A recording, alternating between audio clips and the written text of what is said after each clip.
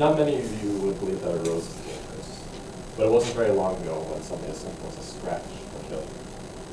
In 1940, a police officer scratched his face on a rose, and it became infected, and by the end of the month he was hospitalized, and it looked like he was going to die. But then he received a shot of penicillin, and within 24 hours he began to recover. This was the first case that antibiotics were used in medicine, and it changed the field forever.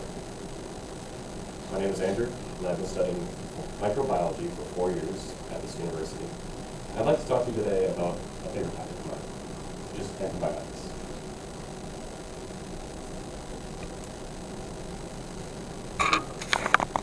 I'd like to talk today a bit about how bacteria can communicate with each other, how resistance can develop, and what we can do to stop it.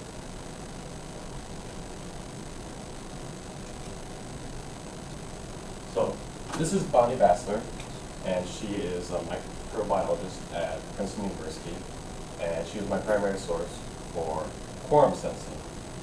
Quorum sensing is a type of bacterial communication. They have little molecules that they send out so they can act simultaneously.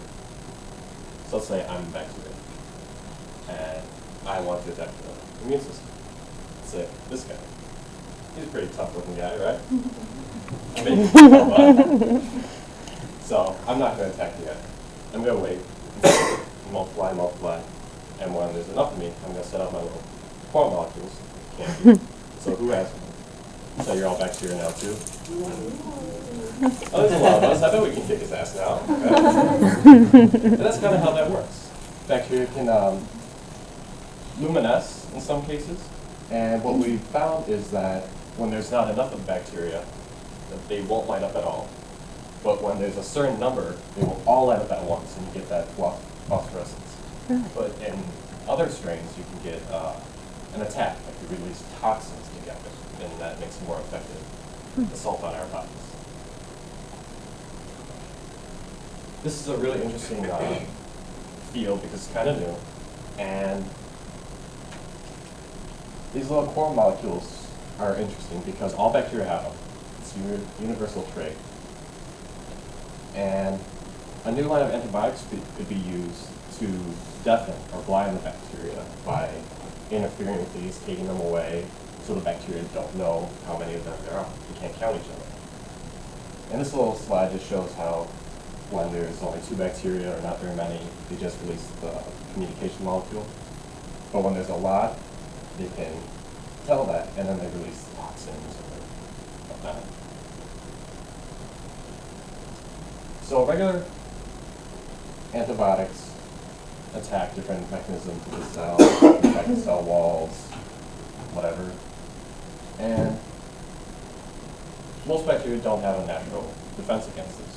But bacteria mutate all the time. And it's not always a derived thing. You don't say, oh, I want to become resistant to this. It's something that just happens naturally.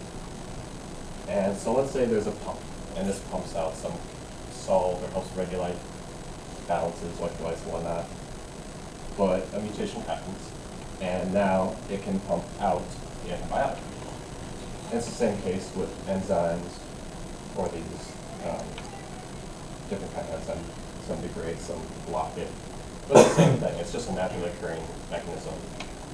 And I'd like to say why it's important for you to follow your antibiotic regimens from your doctors to the blood, because these resistances can be swamped. You can, if you only take enough antibiotics so that you're done feeling sick, and then you stop taking it and you have a few pills left and you just throw it away, you may have lowered the number so that they go back to that little sensing state, and then they wait until they're enough again to attack. And then this time you have or resistant strain. And I found this table very interesting. Look at the dates when the antibiotic was introduced and when resistance came about. Not too long of a time. So it's very important that we continue to make new antibiotics faster than the bacteria become resistant. So I hope that you all know a little bit more about how bacteria can communicate and how resistance occurs and what it is, and just why it's important that we continue to make the new ones. Because if we don't, we could go back to a world where something as simple as a rose could live.